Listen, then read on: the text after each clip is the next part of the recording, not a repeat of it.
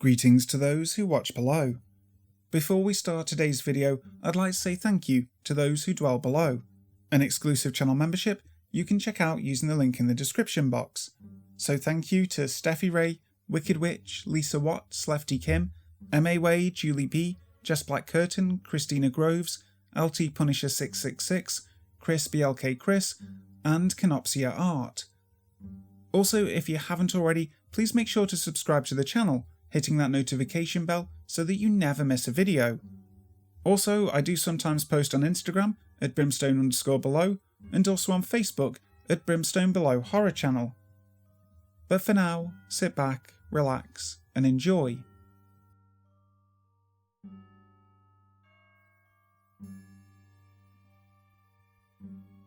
Many people ask me why I would ever choose the field of grave digging as my chosen career. Why choose such a depressing and creepy job when I could be almost anything else? Well, to be honest, I never understood the aversion to it. Death is something we all face at some point or another. It is the one certainty in life. So why do we fear it so much? To me, death is a beautiful transition of existence from one plane to another. I am deeply honoured to help provide peace to the deceased and their loved ones. While others may look at a graveyard and get chills down their spine, I see it as a place of peace and tranquility. That was before tonight, before I knew the truth beneath the surface. I work for the Hemlock Hill Cemetery, one of the oldest and largest graveyards in North America. There are over 100,000 graves, some of which date back to the late 1700s. There is a real history here, both above and below the grounds. However, it seems that even the mighty have limits, as the cemetery is running out of room, with only a small section near the back left to bury loved ones. I was assigned to dig the grave for one of our last residents. The man was a well-liked and respected member of the community. He was a giant man, at over 6'5" and well over 300 pounds. The casket was bigger than some automobiles, so a simple 6-foot grave wasn't going to cut it. If I was going to bury this man, it would be with kindness and dignity, in a grave worthy of his greatness. We had been experiencing a record heatwave this August, so digging during the day would have been a virtual death sentence. I chose to bury him in the relative cool of the night. Relative was the right word for it. I was still sweating profusely, even just operating the tractor to dig the grave. When I had gotten a satisfactory hole dug in the ground, I chose to take a break before doing the shovel detail. I pulled out my cigarettes and had just lit one up when I could swear that I felt eyes on me. To satisfy my childlike curiosity, I looked around, only to confirm that I was indeed alone. There was no living person for miles, just my newly deceased friend. I looked at the oversized casket and felt as if the eyes on me were coming from inside. I glanced down at my cigarette and chuckled. Hey, don't you judge me, I'm not the one in the box. We all end up in a hole someday, so what does it matter if I get there a little faster? I chucked the remainder of my smoke and took a swig of water. I let out a sigh and looked to the casket again. I see you're in a hurry to get in your new home, my friend. Let me finish it up for you real quick. I threw my jacket to the ground near the tractor, because even with the sun down, it was still way too hot to wear it. I placed my ladder at the edge of the hole and set up a floodlight to illuminate the dig site. I grabbed my shovel and began the slow descent into the grave. Slowly but surely, I began carving out a decent-sized square hole. It was the deepest grave I had ever dug, and to be honest, I felt a hint of pride. However, when I stuck my shovel in the middle, one of my worst fears came to life. I hit a pocket of loose soil, and faster than a landslide, the dirt beneath me began to cave in. I had heard of these events occurring during archaeological digs, and it often ended in tragedy for the digger. The dirt around my feet began to break at a rapid rate, and I was sent into a panic. I jammed my shovel into the ground, but it took no time at all before that ground broke too, and I was in a full-blown cave-in. I screamed for my life and began clawing at the soil engulfing me. My efforts were in vain, for the more I struggled, the looser the dirt became. With one final groan, the earth swallowed me whole. The last thing I saw before landing was my floodlight falling from its perch and breaking, casting me into complete darkness. I hit the ground with a mighty thud, and likely would have broken my back if not for the soft dirt pile underneath. Streams of dirt fell over the top of me, and my breath came out in ragged bursts. One sort of irony in my work is that I feared being buried alive above all else. Now, here on this moonless night, I was suffering my worst fate. However, by miracle and grace of God, the cave-in settled itself, stopping the flow of dirt. The good news was I wouldn't die in a cave-in, but the bad news was I was now stuck several feet beneath the surface. I was at the deepest section of the cemetery, with no one around for miles. I was completely and utterly stranded. No, I will be fine. I'll just call for help. I patted my chest and was horrified to find no comforting bump of my cell phone. The phone was in the inside pocket of my jacket, which now rested several feet above me and well out of my reach. Despite the heat, I felt a shiver run down my spine. I'll just have to climb out and be very careful. I slowly reached out and patted the dirt. It was soft, but I had to try. My life depended on it. Trying to get a solid grip was like trying to put a body of water in a headlock. Every grasp of my fingers was met with dirt slipping through my fingers, like sand in an hourglass. A cruel and macabre voice in my head responded, "How many falling sands do you think you have left?" I shook my head vigorously. No, I am getting out of here. I grabbed the dirt wall as hard as I could and frantically tried to climb. My efforts were rewarded with a fresh shower of dirt from the surface caving in on me. I panicked, but thankfully the shower was short. I had to suppress a whimper because now I knew that climbing out would only quicken my demise. Trapped in one of your finest graves? How is that for irony? Did you dig this one for yourself? The horrible voice taunted. I placed my hands over my ears and shook my head. Shut up. I'm going to be perfectly fine. It should only be a few hours until morning, and then someone will find me and send for rescue. That cruel inner voice actually had the audacity to laugh at this. It's the weekend. No one is coming to rescue you for days. You're alone, and you will die alone in here. My heart began pounding in my chest like a jackhammer. The stupid voice was right. No one was due to come look for me for a while. I had no family that would notice my absence. I truly was completely alone in this cold, hard earth. I smacked myself, trying to clear the dark feelings. Calm down, you can do this. The human body can go days without food or water. I just need to wait it out, that's all. I nodded my assurance, but my inner demon was not convinced. Sure, under normal conditions you can go days without water. However, in an August heatwave, not to mention underground, do you really think you'll last long? That blazing sun will be up before you know it, ready to fry you like a can of beans. It's so sad to think that there is a canister of water pretty much right above your head, but you will never reach it. I wanted to cry, but that would only serve to dehydrate me faster. I wanted to punch the walls and scream into the night, but that too may just kill me faster. Since when have you cared how fast or slow you die? We all end up in a hole.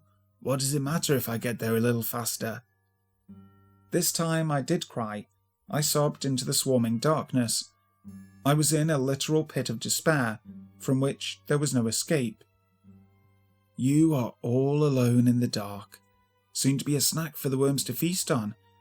Do you feel them in the darkness, swarming all over you, worming their way into your soul? The sad thing was, I did feel them. Within seconds, thousands upon millions of worms were crawling out of the soil and were crawling all over me. I could literally feel their slimy bodies wiggle against my skin. They were not alone either. Oh no. Out of the cracks of hell, all manner of crawlers emerged to devour me. Spiders, centipedes, and every other dark creature imaginable were rushing over me. I couldn't control myself and let out a scream. I began smacking myself all over my body, and that was when I felt it. I smacked my pocket and felt perhaps the one shred of hope in this hellhole. My trusty Zippo lighter pressed against my thigh, just waiting to be ignited. I reached in and lit it up like a Christmas tree. In seconds, the light of the golden flame lit up the enclosed space, banishing all the imagined crawlers from my sight. I felt hope light in me anew. I believe in that moment I understood how man must have felt gazing upon fire for the first time. It was such a simple thing to be able to see, and yet it did wonders for my soul. What say you now, demon voice? Going to ruin this feeling too? The voice was, for the first time, silenced. I leaned back and just stared at the flame for a moment. I used it to light my surroundings, and was surprised to find that its light seemed to expand beyond my initial expectations. Pushing the flame further showed me an arc in the soil leading to another chamber. I crawled through that narrow arch to discover more and more arches everywhere. This wasn't just a hole, it was a series of catacombs. The tunnels were far too large for an average animal to create, so were they natural? I knew I had read about antechambers existing underneath volcanoes, but underneath a cemetery? I pushed my light farther and saw something gleaming in the darkness. At first I feared that perhaps it was a set of eyes or the scales of some serpent. I felt that childlike fear stretch over me once more, and every part of me wanted to run. Instead, I inched forward to discover that the gleam was actually wood, very familiar wood. It was a cherry wood casket I had buried in the ground not a few weeks back.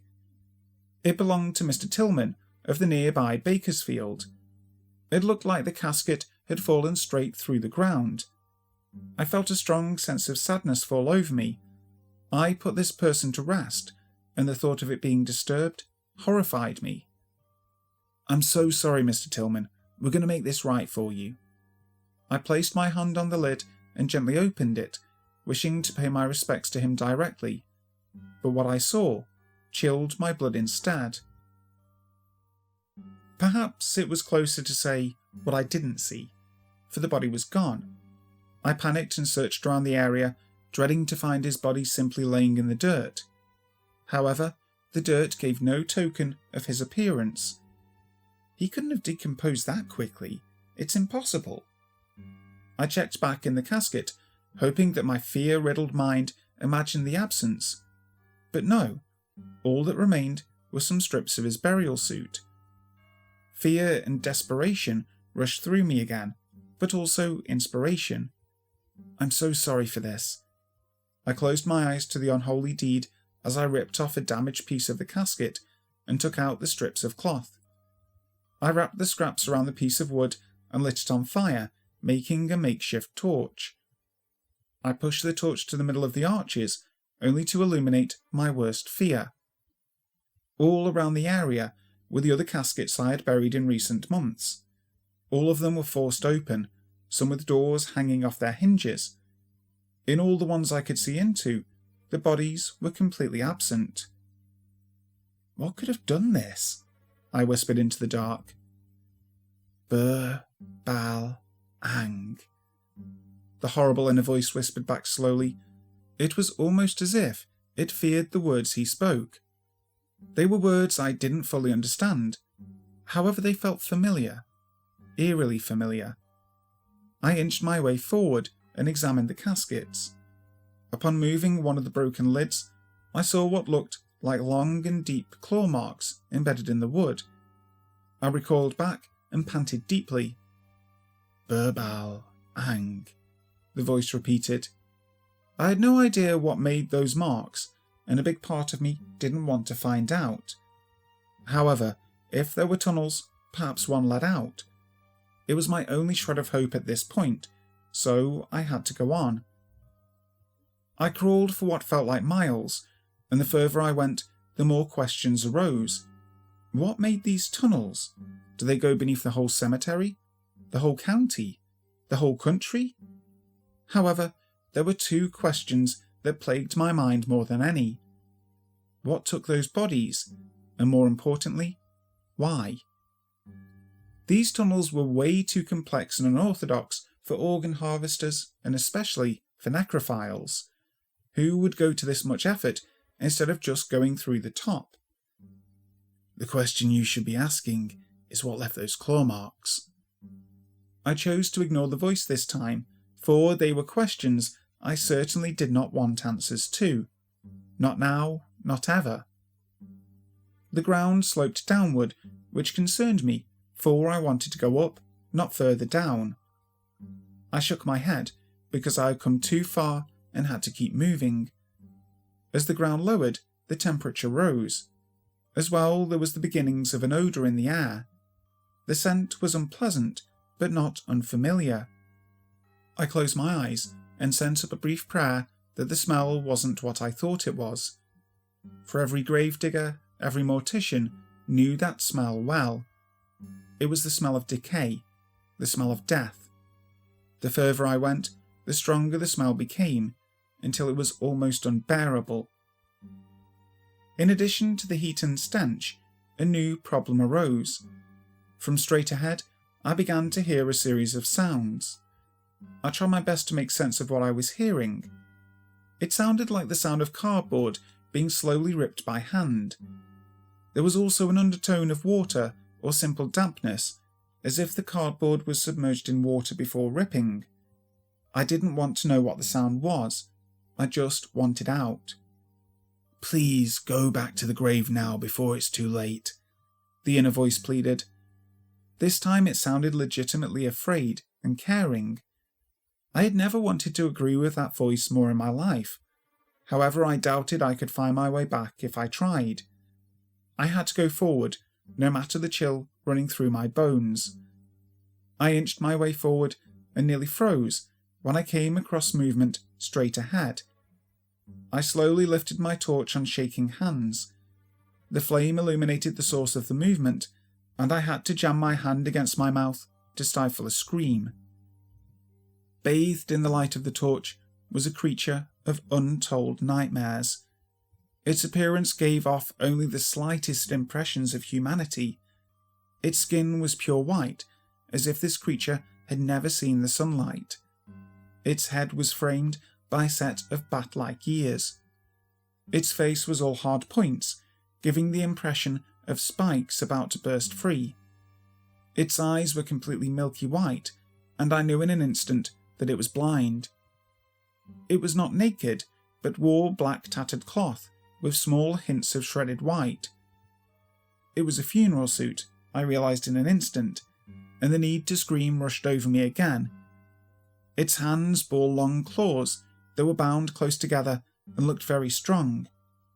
They're like a badger's claws. That's how it made these tunnels, I thought to myself in disbelief. On its arms, it bore something that I initially thought was more shredded cloth. However, closer inspection revealed something far more horrifying. Wings.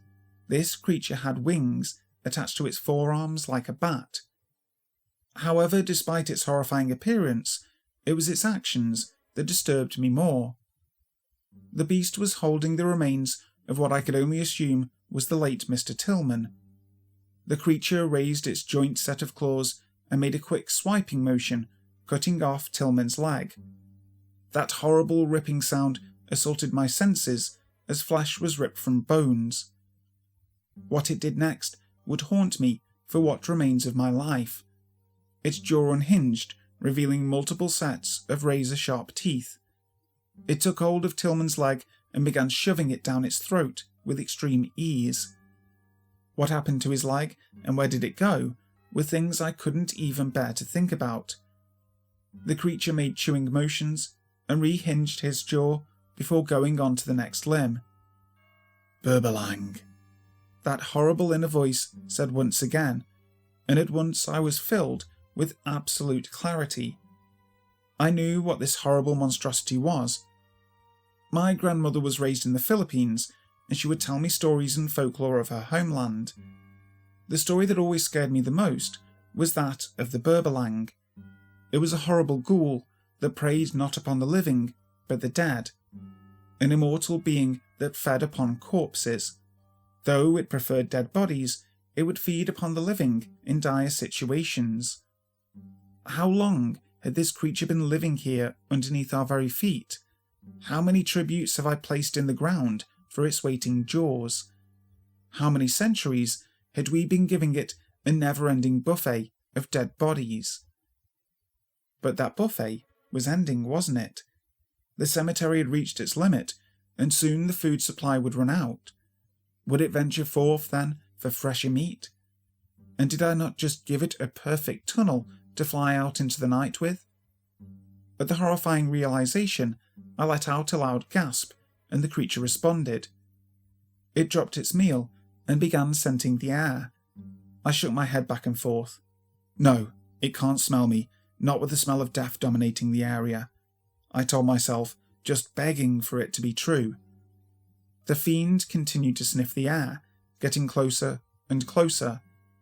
It reached out with clawed feet, feeling out the area around it. The creature stopped searching mere inches from me, and I held in my sigh of relief. The creature turned its head to the side in a sickly human way.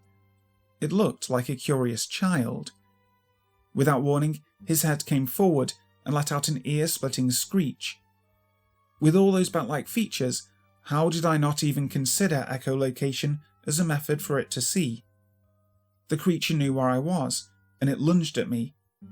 Without thought, I swung my homemade torch right into the creature's face.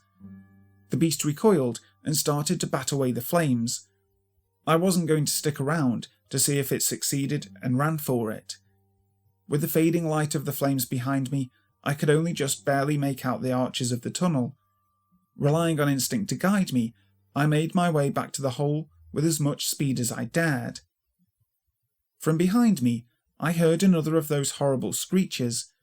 The sound of drumming footsteps followed suit, and I knew it was giving chase. This thing had the advantage. This was his domain, his lair. I only prayed I'd enough of a head start. I ducked through arches, never sticking to a straight line. Without warning, a loud screech emanated from the darkness, and the back of my calf erupted in sharp pain. The nightmare had caught up to me and sliced my leg, but only a glancing blow. I thrust my leg back and could feel my foot collide with the creature's bony face. I hobbled as fast as I could as the creature fought to regain itself. I had one chance to end this, and one chance only. By chance, or perhaps fate, I could make out the chamber I entered by the dull light of summer pre-dawn. I ran with all my might and stood below the open grave. From the depths of the darkness, I could hear the ghoul gaining ground. Good, let him come. I won't let him hurt anyone ever again. I shouted to the ghosts of the dead in the cavern. I looked up at the navy blue sky one last time. What I wouldn't give to feel an evening breeze once more before the end. It didn't matter, for this was my end, and I was going to make it count. I found myself dwelling on the one bit of wisdom I'd collected over my years of digging graves. We all end up in a hole someday. So what does it matter if I get there a little faster? The creature lapped out of the darkness at me. Its claws gleamed in the dawning light, preparing to rend me into 1,000 pieces. This was the moment I waited for. I pulled both my fists back as hard as I could, slamming into the fragile walls of the cavern. I could feel the earth shake around me, and knew it was now or never. I thrust my arms forward and wrapped them around the creature. Using the strength given to me from digging 100 graves, I locked the demon to my body and forced us both to the ground. Above us, dirt and rock cascaded down upon us, burying all that we were under its unyielding pressure. I can feel the pressure crushing my organs as my lungs fill with dirt. My inevitability has finally come, and I feel myself slipping into the next world. However, as my heartbeat grows weaker, the Berbalang's heart stays steady. It has survived my trap and lies in wait. I only hope my body can work as a prison long enough for it to starve. I can only hope.